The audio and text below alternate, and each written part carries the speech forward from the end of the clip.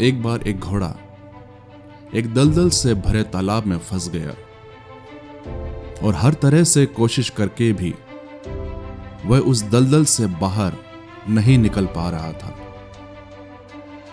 उसने बाहर निकलने की सारी आशा खो दी थी और अब वह अपनी हिम्मत भी हार चुका था। लेकिन कुछ समय के बाद वहां से कुछ गांव वाले गुजर रहे थे तो उन्होंने उस घोड़े को वहां फंसा हुआ पाया। जब उन्होंने उस स्थान की पड़ताल की तो उन्होंने पाया कि वहां की मिट्टी उस घोड़े को बाहर निकलने नहीं दे रही थी।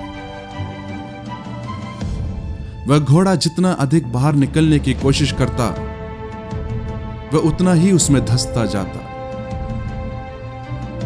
और अब तो वह घोड़ा बुरी तरह से थक भी चुका था।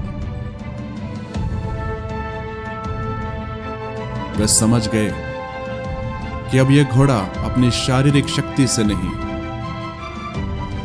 बल्कि अपनी मानसिक शक्ति से ही बाहर निकल सकता था।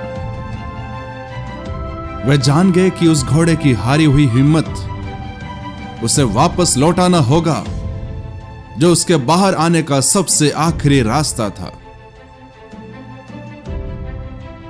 मिट्टी को हाथों में लेकर उसकी जांच पड़ताल करने के बाद उस ग्रामीण के मन में एक विचार आया। उसने अपने दोस्तों से कहा, मेरे पास एक योजना है और उम्मीद करता हूं कि यह काम करेगा।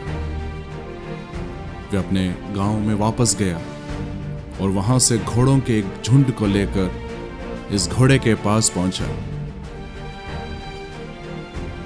और उस दलदल के तालाब के चारों तरफ उन घोड़ों को लेकर चक्कर लगवाने लगा।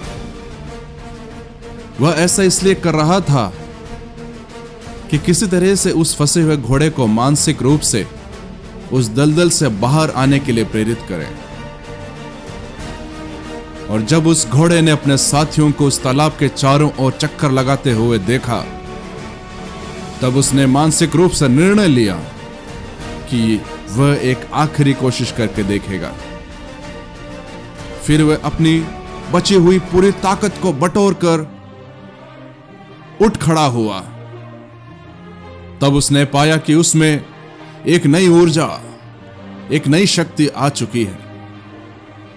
उसने अपनी पूरी ताकत से बाहर निकलने के लिए अपने शरीर को एक तगड़ा झटका दिया और धीरे धीरे वह घोड़ा उस दलदल की गिरफ्त से बाहर निकल आया।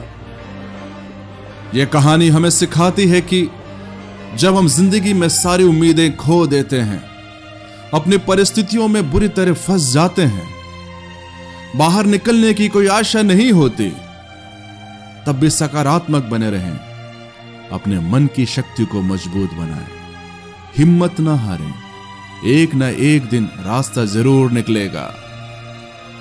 साथ ही साथ जब आप किसी ऐसे व्यक्ति को देखें जिसे मदद की जरूरत है, जो निराशा और नकारात्मकता के दलदल में फंसा हुआ है, तो उसकी मदद करने के लिए अपनी तरफ से पूरी कोशिश करें।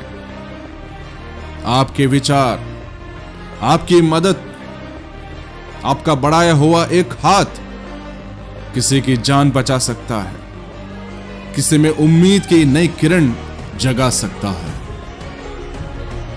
आपके शब्द और आपके काम किसी में नए जीवन का संचार कर सकता है। याद रखिए, मन के हारे हार है और मन के जीते जीत। इसीलिए परमेश्वर का वचन हमें सिखाता है, नीति वचन 4 उसकी 23वीं आयत में, सबसे अधिक अपने मन की रक्षा कर, क्योंकि जीवन का मूल स्रोत वही है। प्रभु आपको आशीष दे। God bless you.